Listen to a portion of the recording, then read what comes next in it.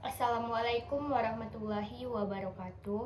Waalaikumsalam warahmatullahi wabarakatuh.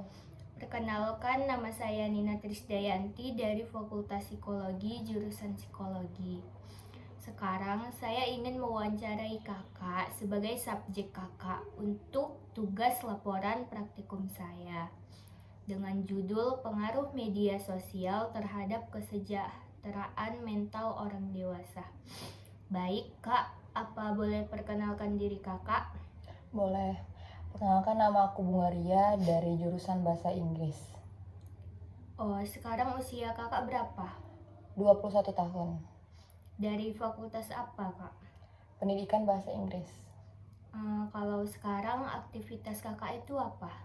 Berbagai macam sih kak. Salah satunya kayak modeling. Itu juga ikutin kegiatan luar kayak brand ambassador gitu. Oh, alasan kakak ngambil jurusan ini tuh apa ya kak? Ngambil jurusan bahasa Inggris salah satu caranya suka sama bahasa Inggris dari semenjak SMA gitu. Mulai dari lagu-lagu, nah terciptalah suka gitu. Jadi ngambillah bahasa Inggris. Hobi kakak apa kak? Hobi saya kalau misalnya dibilang jalan-jalan sih lebih tepatnya. Kakak asal dari mana ya? Kalau boleh bilang saya dari Pelalawan, Pakalan Kerinci. Oh, jadi di sini ngekos ya kak? Iya benar. Ngekos di mana kak? Di Dokagu belakang UIR pas. Kakak angkatan berapa kak? Tahun 2020. Kakak punya nggak media sosial? Punya dong pastinya. Seberapa sering kakak gunain media sosial dalam sehari-hari? Kayaknya setiap hari deh. Bahkan kayak sehari itu nonstop gitu. Mungkin berhentinya waktu tidur aja kali, kayak gitu aja sih. Sejauh mana kakak merasa mampu membangun dan memelihara hubungan yang bermakna melalui media sosial? Kalau dibilang sejauh mana, lebih tepatnya itu tahun 2023 yang mana udah masuk ke dalam pageant. Nah pageant ini kan ya kita tuh membangun personal branding ya kak ya. Jadi dari situ tuh emang kuat banget, emang erat banget antara personal branding, pageant, dan connectednya ke sosial media gitu. Dari situ permulanya. Apakah kakak sering membandingkan diri kakak dengan orang lain yang terlihat misalnya lebih sukses di media sosial? Kalau untuk ngebandingin itu kayaknya pasti sih kak, cuman antara ngebandingin tuh kita feeling down ataupun kayak ngerasa nyerah itu enggak, malah ngebandingin ke mereka tuh buat kayak aku bakal jadi lebih baik lagi deh dari dia. Aku ngeliat dia dari sisi ini karena untuk jadi pacuan aku, bukan berarti aku ngebandingin diri aku untuk ngejatuhin mental aku, itu enggak ada gitu. Jadi yang lebih baik aja sih kak. Sejauh mana penggunaan media sosial membuat kakak merasa cemas atau khawatir tentang penampilan atau kehidupan sosial kakak? Jujur kalau penampilan sosial itu nggak ada rasa takut ya, rasa cemas tuh nggak ada kayak gitu. Cuman lebih tepatnya kayak sosial media inilah yang ngebuat aku tuh ngebentuk jati diri aku, ngebentuk personal branding aku jauh lebih baik, itu sih kak. Nggak ada rasa minder sedikit pun, nggak ada rasa cemas sedikit, nggak ada. Seberapa sering kakak merasa bahwa kehidupan orang lain di media sosial itu terlihat lebih baik daripada kakak? Gimana, boleh diulang? Seberapa sering kakak merasa bahwa kehidupan orang lain di media sosial terlihat lebih baik daripada kakak? Jujur kalau bilang sering tuh enggak sih, lebih tepatnya kayak sosial media itu kan tempatnya orang bebas ya kak ya. Jadi kalau misalkan pun sering atau tidaknya itu nggak ada sedikit pun untuk kayak ngerasa jatuh tuh nggak ada gitu. Cuma kalau bisa dibilang karena kita sering buka sosial media pasti keluar terus dong hal-hal kayak gitu, itu aja sih. Bagaimana kualitas tidur kakak setelah menggunakan media sosial sebelum tidur? Jujur kalau karena kita udah ngerasa sering banget main HP, apalagi kita juga udah ke dalam sosial media tuh udah erat banget gitu, karena kita juga masuk ke dalam 5.0 ya, yang mana menggunakan sosial media semuanya. Jadi itu emang karena hal itu ngebuat jam tidur tuh jadi kendor karena radiasi HP tadi gitu kan. Sosial media ada di HP dong ya kan Kak, jadi itu dianya ngebuat kayak jam tidur tuh lebih kendor, lebih kayak emang nggak teratur lagi, yang tadinya tidur jam 10 sekarang tidur jam 1 gitu sih. Kalau seberapa sering kakak nih mengalami kesulitan tidur atau tidur yang tidak nyenyak setelah menggunakan media sosial sebelum tidur? Kayaknya setiap hari deh, karena jujur nggak tahu ya, entah mungkin ke doktrin ya masalah HP itu entah maksudnya kebelakangan ini kalau main HP itu lebih ke apa ya, lebih jiwa tuh kayak, ih seru banget nih main HP kayak gitu. Kayaknya lebih lebih leluasa main HP terus gitu dibanding tidur, kayak lebih mementingkan main HP karena itu tadi, sosial media tadi itu gitu. Jadi kita kebawa gitu ke dunianya gitu sih. Apakah kakak mengalami gangguan tidur lainnya yang mungkin terkait dengan kebiasaan penggunaan media sosial? Kalau bisa dibilang kayaknya iya deh, sedikit ya gitu. Bisa dibilang kayak insomnia ya kalau bisa dibilang itu sih. Seberapa sering kakak merasa dukungan sosial dari interaksi di media sosial? Gimana? Berapa sering? Seberapa sering kakak merasa dukungan Hmm. sosial dari interaksi di media sosial? Kalau dibilang berapa sering itu gimana ya bisa dibilang ya? Kayak udah tunjangan sehari-hari gitu. Bahkan kayak karena sosial media ini jadi sosial itu terbentuk relasi yang lebih besar itu sih Kak.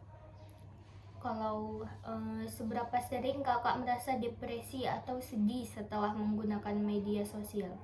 Jujur kalau sedih sih nggak ada ya Kak ya, sedih untuk karena melihat mereka jauh lebih baik itu nggak ada gitu.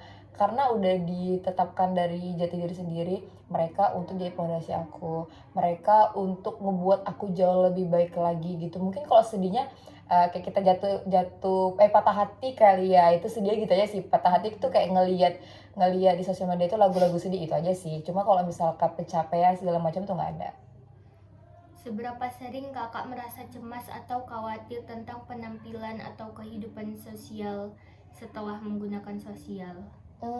Jujur nggak ada sih Kak, kalau untuk penampilan itu aku tuh lebih chill ya, lebih kayak lebih santai aja gitu, nggak bahkan kayak tutup telinga gitu, tuli lah gitu terhadap omongan orang lain kayak gimana dampaknya, gimana pakaian aku segala macam, nggak ada, lebih kayak, I love myself gitu, itu aja sih.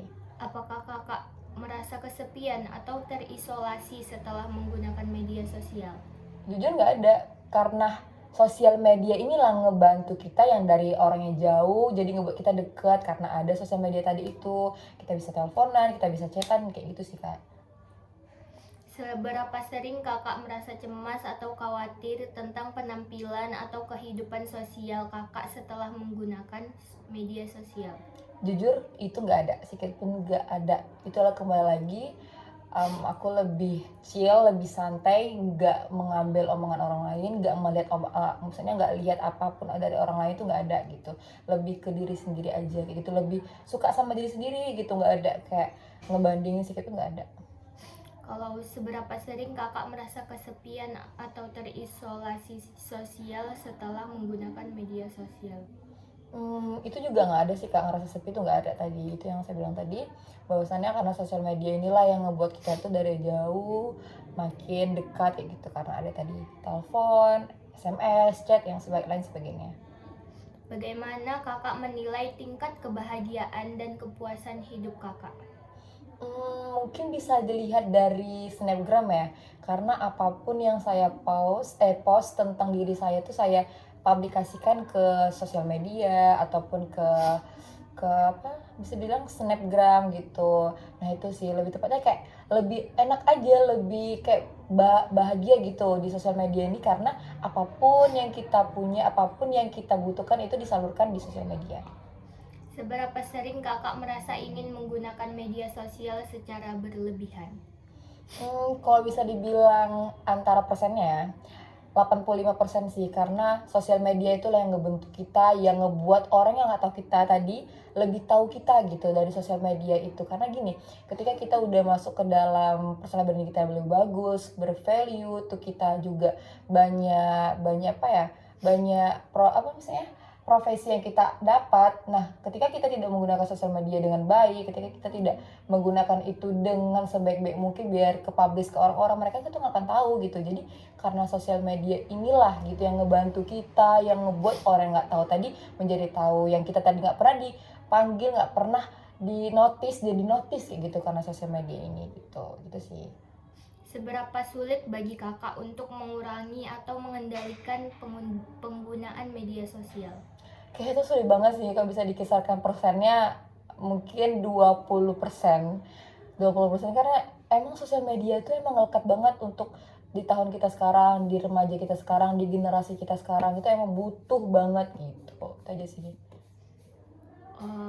Bagaimana menurut kakak media sosial mempengaruhi kesejahteraan orang dewasa secara keseluruhan?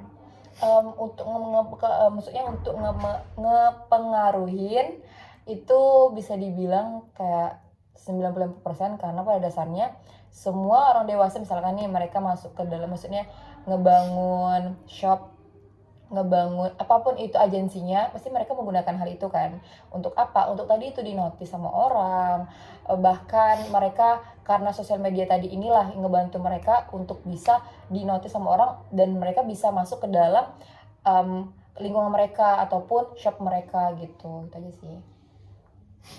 Apakah kakak percaya bahwa interaksi di media sosial dapat meningkatkan atau menurunkan tingkat kesejahteraan seseorang? Kalau kesejahteraan itu ya bisa dibilang karena netizen ya, kalau misalnya kita bilang di sudut pandang sejahtera, itu minim ya di sosial media karena pada dasarnya mereka ngambil segala isu dari netizen kayak gitu. Cuman kalau misalkan erat atau tidaknya sosial media atau ngebantunya itu lebih ke membantu banget gitu. Cuman kalau misalnya sejahtera itu minim gitu karena netizen tadi ini. Apakah kakak mempunyai pengalaman pribadi yang menunjukkan dampak positif atau negatif dari penggunaan media sosial terhadap kesejahteraan kakak? Kalau positifnya yang tadi itu yang saya bilang tadi, karena sosial media itu kan ngebantu kita gitu, yang tadi kita nggak dinotis jadi notice gitu. Pada akhirnya kemarin banget ya, di 2 bulan yang lalu saya menjadi brand ambassador, yang mana itu kita dinotis dari sosial media itu, keaktifan kita, personal branding kita. Nah, kalau misalnya bilang negatifnya yang mana mungkin nih kita selalu kayak ngebandingin, cuman diri aku nggak ada kayak ngebandingin terlalu yang buat aku tuh jatuh harga diri tuh nggak ada. Cuman lebih tepatnya kayak membuat aku jadi ke pressure gitu loh, aku harus kayak dia gitu. Cuman untuk jatuh down itu nggak ada. Itu aja sih negatifnya. Bagaimana kakak mengukur Bagaimana kakak mengukur kesejahteraan dalam konteks penggunaan media sosial? Kalau untuk kesejahteraan nih, lebih tepatnya kita masukkan aja, kaitkan aja dalam pageant, yang mana pageant itu pasti minta dukungan kan, tolong ya share gini gini gini, like and comment gitu. Nah, kesejahteraannya itu mereka lebih ngebantu siapapun yang berkaitan untuk masuk pageant. Itu dia kesejahteraan yang pertama. Yang kedua, yang mana kita tuh disupport penuh untuk misalkan kita persona branding kita lebih bagus. Tuh juga kayak kita tuh aktif dimanapun dan mereka tuh pasti setuju banget, bahkan kayak dipublish ke orang lain, bisa dibilang reply ke orang lain untuk ngedukung tadi. Itu dianya lebih ke dukungan sih kesejahteraannya. Apakah kakak merasa tertekan atau cemas karena konten yang kakak lihat di media sosial? Kalau misalkan aku tuh Kak lebih ini sih Kak, kalau misalnya cemas ngelihat konten-konten yang lebih dari aku itu nggak ada. Cuman itu yang aku bilang tadi, untuk jadikan aku pacuan aku yang bisa lebih baik lagi gitu. Bagaimana media sosial mempengaruhi hubungan sosial kakak dan interaksi dengan orang lain? Kalau bisa dikisarkan 95% karena pada dasarnya yang teman aku ya kebanyakan tuh kayak kemarin tuh Duta Budaya Indonesia, yang mana kita tuh nggak sama daerahnya, ada yang di Kalimantan, ada yang di Jawa Timur, ada yang di Papua gitu. Jadi karena mereka jauh, maksudnya sosial media inilah yang membentuk kita tuh saling erat gitu, maksudnya silaturahimnya terjaga gitu sih. apakah kakak merasa terganggu atau stres karena perbandingan sosial yang terjadi di media sosial? Jujur tuh enggak sih Kak, karena pada dasarnya yang aku tanamkan di diri aku, hiduplah santai walaupun rumit, kayak gitu. Bagaimana kakak menanggapi komentar negatif atau cyberbullying di media sosial? Jujur kalau misalkan nauzubillah min zalik ya dahulu, jangan sampai itu terjadi itu. Kalau misalkan nih adanya gitu, aku lebih tepatnya kayak ya udah kita tenangin diri kita dulu, jangan kita langsung kayak kepala panas gitu langsung balas komen, balas apa tuh jangan. Kita tenangin dulu apa yang harus dijawab nanti dengan baik baru kita jawab kayak gitu. Karena pada dasarnya ketika kita menjawab netizen yang panas gitu kan, itu bakal nggak selesai gitu. Kayak kasusnya Bella kemarin. Bella yang dia mencampur adukan masalah presiden yang capres yang masalah makan siang itu bakal dikasih segala macam. Nah itu kan banyak banget tuh netizen yang apa sih ngelabrak dia, yang jatuhin mental dia banget. Tapi apa, dia responnya tenang dulu, dia nggak ada balas tuh nggak ada, kayak ya udah diem aja kayak gitu, karena yang dia pikirkan bahwa itu pasti bakal berlalu kayak gitu sih idenya. Bagaimana media sosial mempengaruhi pola tidur dan istirahat kakak? Wah, kalau misalnya dibilang pola tidur sih yang hancur banget sih Kak. Pola tidur tuh hancur banget dibanding istirahat. Karena pada dasarnya kalau istirahat kan kita cuman kayak geletak di kasur tuh udah lumayan enak gitu ya. Cuman pola tidur sekarang tuh emang hancur kali karena pada dasarnya HP, sosial media ada pada HP dan HP itu ada pengaruh radiasi terhadap kita, itu sih yang buat kita tuh kayak susah tidur karena itu sih dianya. Apakah kakak merasa lebih terhubung dengan komunitas atau kelompok tertentu melalui media sosial? Iya, benar banget. Itu terhubung banget ya. Karena yang contohnya di Duta Budaya ini kan yang tadinya tuh kan kayak kita tuh beda-beda daerah nih Kak, beda daerah, beda-beda pulau bahkan. Itu karena masalah sosial media ini jadi kita terhubung gitu. Jadi tali silaturahimnya itu nggak terputus karena sosial media tadi. Bagaimana kakak mengelola privasi dan keamanan informasi pribadi kakak di media sosial? Untuk gimana ya, sosial media itu adalah tak privasinya, contohnya kayak misalkan masalah kita ataupun masalah ke keluarga, masalah ke pasangan contohnya, itu nggak perlu dipublish karena pada dasarnya ketika kita publish, kita ingat lagi sosial media ini rentang akan netizen. Jadi ketika kita nge-publish hal itu semua, kita tuh bakal down, bakal personal branding gitu tuh bakal jatuh dengan yang kita udah bendung profesi kita sekarang, dan itu bakal jatuh banget. Jadi kita kayak bisa meminimalisir mana yang harus kita publish, mana yang harus kita privacy, kayak gitu sih. Apakah kakak merasa lebih sadar akan isu sosial atau politik melalui informasi yang kakak dapatkan dari media sosial ini?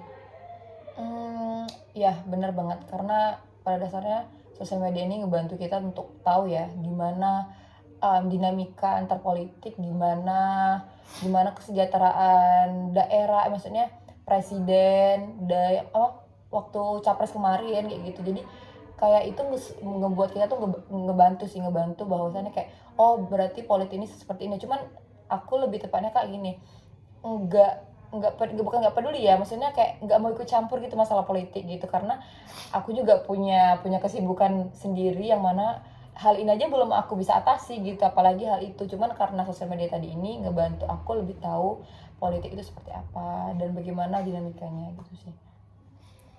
Bagaimana kakak menyeimbangkan antara kebutuhan untuk terhubung secara online dan offline? Menyimakkan kebutuhan ya. Gini, kalau misalkan online itu adalah suatu hal kegiatan yang mana kita tuh ini bisa dikesampingkan gitu. Cuman kalau misalnya offline tadi ya, offline tuh secara tatap muka atau gimana nih Kak? Iya, secara langsung gitu. Secara langsung. Nah jadi gini, kayak misalkan baju aja ya, baju yang kita beli di Shopee lah gitu contohnya kan, atau TikTok Shop. Nah itu pasti orang-orang awam yang tidak tahu bagaimana sulitnya kalau kita mencari baju yang tatap muka, baju-baju yang kayak ada di toko-toko biasa tuh lebih sulit ya, karena kita pasti kayak capek nyarinya tuh juga kayak pusing ngapain harganya. Nah kalau di coffee shop nih lebih kayak mudah kayak gitu. Jadi untuk ngebandingannya seperti itu sih contohnya aja gitu, karena di online itu lebih mudah untuk kita kayak ya udah tinggal kita tekan ini tekan itu udah langsung check out kayak gitu kan. Beda halnya dengan offline tadi gitu. Apakah kakak merasa lebih terbuka untuk berbagi pengalaman atau perasaan kakak karena media sosial ini? Jujur enggak sih kak, itu bisa di kisaran kayak 45%, karena pada dasarnya tadi hal ya yang kita tidak takut ya, maksudnya jangan sampai netizen itu menyerbu kita. Nah itu privacy, menurut aku privacy ada satu hal dua hal yang boleh kita publish karena kayak mereka harus tahu hal ini, cuman nggak melulu tentang mereka harus tahu sih. Itu aja kita menghindari netizen tadi yang bakal ngenyerbu kita kayak gitu. Jadi kayak itu suatu privacy yang tadi masalah pribadi, masalah pasangan, masalah keluarga itu tidak boleh untuk dipublish itu sih. Bagaimana kakak mengukur tingkat kepuasan hidup kakak dalam konteks penggunaan media sosial? Mengukur kepuasan itu lebih tepatnya dimana kita kayak kan kalau misalkan kita udah masuk apa ya dibilangnya Instagram akun apa ya bisa dibilangnya akun yang bermerek lah gitu. Akun bermerek ini kalau misalkan kita sering nge-publish tentang apapun itu kebutuhan di Instagram, insight-nya bakal naik kan.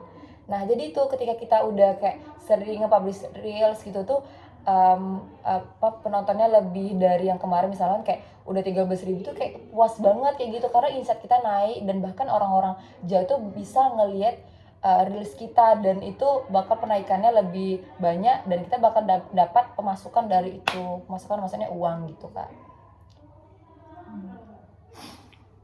Bagaimana kakak mengukur tingkat Apakah kakak merasa lebih terpapar pada tekanan atau standar kecantikan yang tidak realistik karena media sosial? Terpapar maksudnya gimana ya kak, kalau bisa dibilang?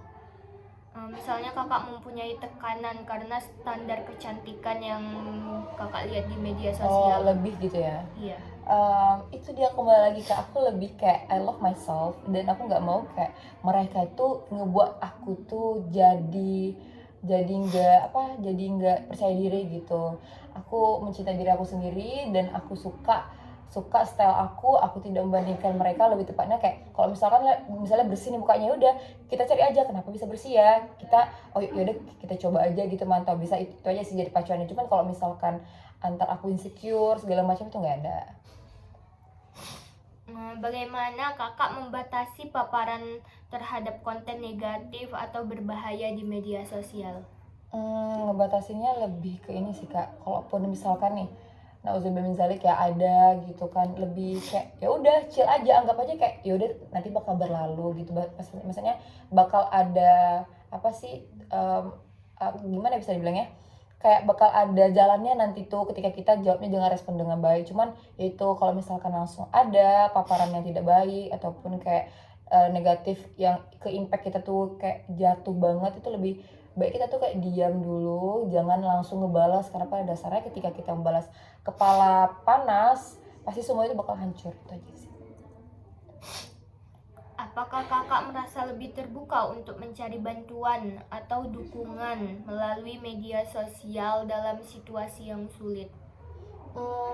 Sosial media itu kalau menurut pandangan aku adalah suatu platform yang mana ngebuat aku tuh ngerasa kayak beruntung sih. Karena pada dasarnya ketika aku ngerasa kesulitan, misalnya gini nih, aku misalkan kayak teman aku itu kan ada suatu event, nah dia tuh nggak ada sepatu nih, tuh dia bilang di note story-nya, tolong dong siapa yang punya sepatu boleh DM. Nah itu jadi karena sosial media ini fitur-fitur yang ngebantu, yang ngedukung, jadi terbantu kayak gitu kak. Jadi dia waktu bilang tuh kayak ada sepatu nggak, itu langsung DM, ada nih gini gitu loh sih, yang buat kayak mereka lagi kesulitan tiba-tiba dibantu oleh sosial media ini gitu sih. Bagaimana kakak mengelola perasaan FOMO, fear of missing out, karena konten yang anda lihat di media sosial? Kalau FOMO itu lebih tepatnya kayak semua orang pasti ada FOMO ya. Misalnya gini kan, dia tas baru nih, cantik banget ya tasnya, aku nggak punya loh tas seperti ini, aku boleh nggak sih, cuman kayak berlebihan itu nggak ada, cuman kayak wishlist aja lah, aku kayak pengen itu sih, pengen ini sih, cuman kayak nggak terlalu mengepus diri aku untuk harus punya seperti itu gitu. Itu aja sih. Cuma kalau FOMO ke misalnya gini, ke pendidikan yang mana dia bilang kayak ih dia bagus banget ya bahasa Inggrisnya, aku harus lebih dari dia, itu bakal FOMO yang lebih sih kak menurut aku. Itu aja sih, ikuti tren kayak gitu. Apakah kakak merasa lebih bersemangat atau termotivasi untuk mencapai tujuan pribadi kakak karena media sosial ini? Oh tentu banget kak, karena itu yang saya bilang tadi, bahwasannya ketika kita sudah mencapai profesi yang kita lebih gitu kan, nah orang yang lebih dari kita tuh bakal masuk terus insight-nya ke Instagram kita, ke beranda kita, karena kita nge-like hal itu, maksudnya kita ngelihat reels-nya itu dan keluar pula lebih dari itu, dan itu ngebentuk diri aku jauh lebih baik, dan bukan untuk ngejatuhkan diri aku untuk kayak jadi kok bisa ya, aku nggak bisa tuh kita nyerah tuh, nggak sama sekali. Kalau aku tipikal anaknya kayak mereka bisa kayak gitu, kenapa aku harus enggak gitu. Bagaimana kakak menanggapi perubahan mood atau emosi kakak setelah menggunakan media sosial?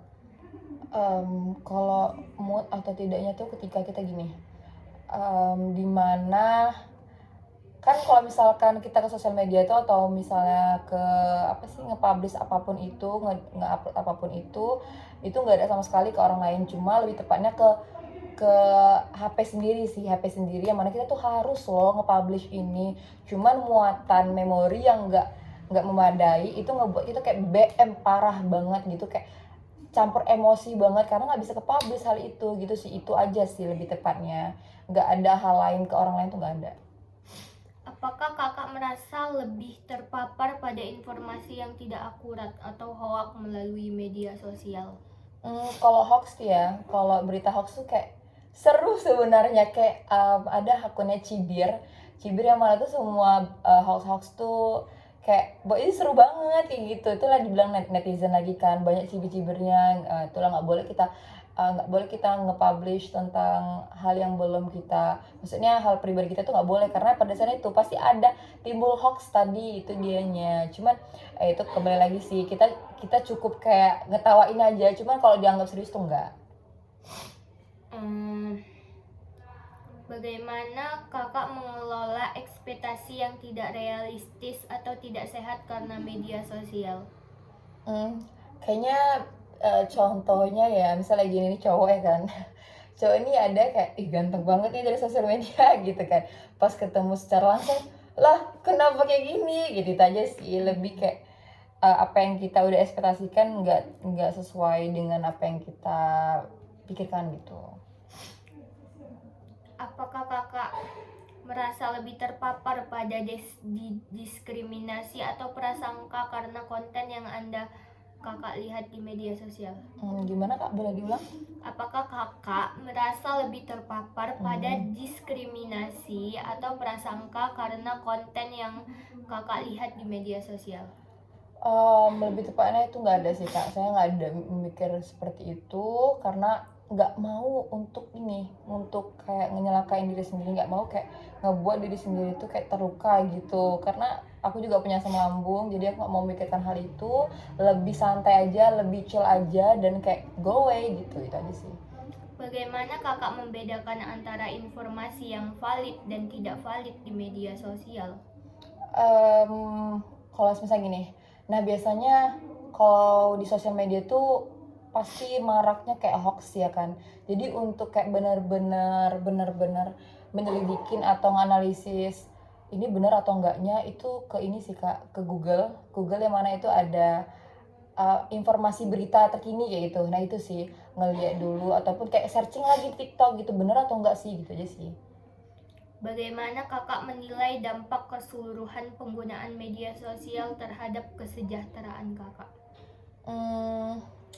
Kalau aku pribadi, untuk ke diri sendiri ya, sosial media ini kan yang tadi kita bilang, kita ngebendung juga personal branding jauh lebih baik lagi. Pasti pada dasarnya itu ngebuat kita fake ya, itu yang tidak sejahtera sih. Pada dasarnya itu yang bilang gitu, kita harus jauh lebih baik dari apa yang kita punya sekarang kayak gitu. Jadi biar mereka tuh juga kayak terpancing oleh kita, makanya kita fake dulu. Tapi kita bisa ini ya, bisa apa sih maksudnya? Bisa nyesuaikan diri kita mana yang realitanya dan mana di sosial medianya gitu. Baiklah Kak, cukup sekian wawancara dari saya. Terima kasih udah mau diwawancarai. Saya akhiri dengan wassalamualaikum warahmatullahi wabarakatuh. Waalaikumsalam warahmatullahi wabarakatuh. Terima kasih juga Kak. Ya. Jadi